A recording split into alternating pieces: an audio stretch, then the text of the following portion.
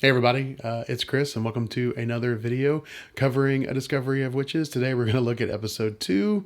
It has been a nightmare getting to this point to get this video out, but we are going to get it out, and then tomorrow hopefully I will be working on episode 3's review so I can get back on track. So without any further ado or gilding of the lily, let's jump in.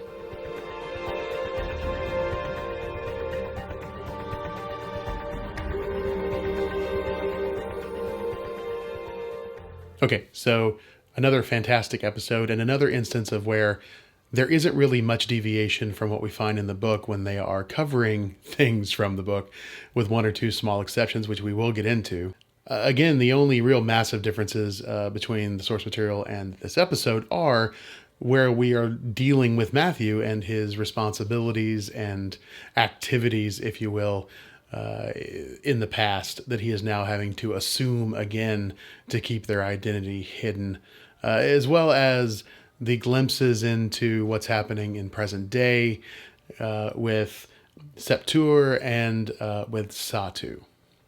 So let's talk a little bit about what's going on with Matthew first before we get into some of the present day things that are new for the show. Okay, first up, I want to talk about Matthew. So I know I've said it in the past, but again, I am incredibly happy with what they are doing with his character in this season. All of this additional material just helps to highlight the struggle that he is going through, being pulled in two directions.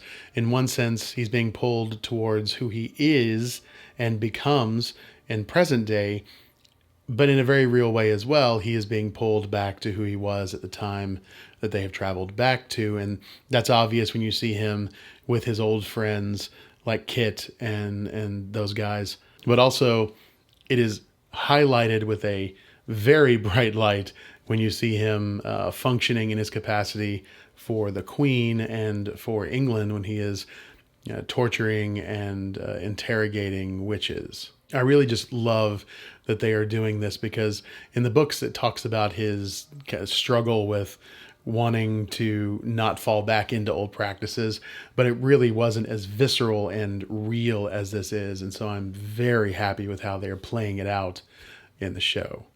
Okay, so the other only major difference here is that with Father Hubbard, I don't believe, I'll check my notes and put it here if I'm wrong, Father Hubbard was not the one that told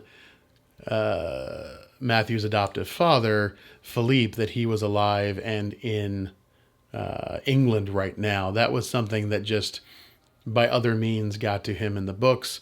And so I find it fascinating that they built up Hubbard's character into him threatening Matthew with letting Philippe know about how things were going, and then in the final moments of the episode actually sending a communique to Philippe, which is how we get Philippe into the story in the TV version. It's very different in the book, so not sure how I feel about it. It's interesting, and it's a motivated moment as opposed to just it happens, which I feel like it just happened in the book, and we find out about it from another character who shows up to get Matthew. So I'm assuming that will still happen, but it's now been predicated on Father Hubbard sending the communique to Philippe. So interesting change, ambivalent about whether or not it adds or detracts from the overall story compared to the book. The other two interesting moments in this, and I knew they were going to do it and it makes sense, is that they are still getting us glimpses of what's happening in present day with the characters that were left behind in the future by Diana and Matthew.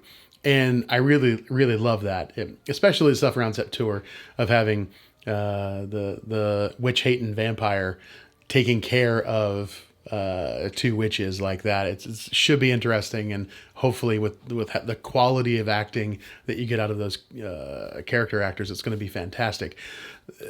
The thing that's really interesting to me, though, is the stuff with Satu and how they are building her character up. She was a momentary blip at most in the book. She was created, it feels like, for that moment with Diana, and then she's spoken about again, but does not have a presence on this level. And she did not, certainly not go home and visit her mom and her mom tell her she's a weaver and all of that stuff. Like, so I feel like what they're doing is setting up Satu to be the last hurdle, the final boss, if you will, from a video game perspective for Diana. When she returns to the future, she will have to put her newfound powers as a weaver up against Satu, now knowing who she is and being in full control of her abilities, I imagine. And it played out differently in the books, and I find it really interesting they're doing this. The actor who plays Satu is fantastic.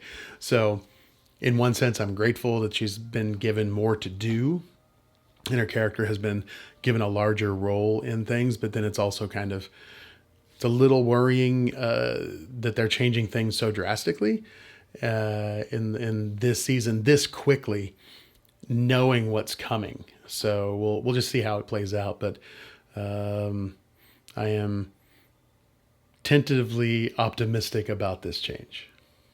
That's it for this one. Like I said, they're just playing it super close to the vest when it comes to changes from the book in this episode. So there's not as much to talk about other than the massive changes that they have made with Matthew's story. So if you have any questions, comments, or concerns about this video or the show in and of itself, put them in the comments and I will get back to you guys.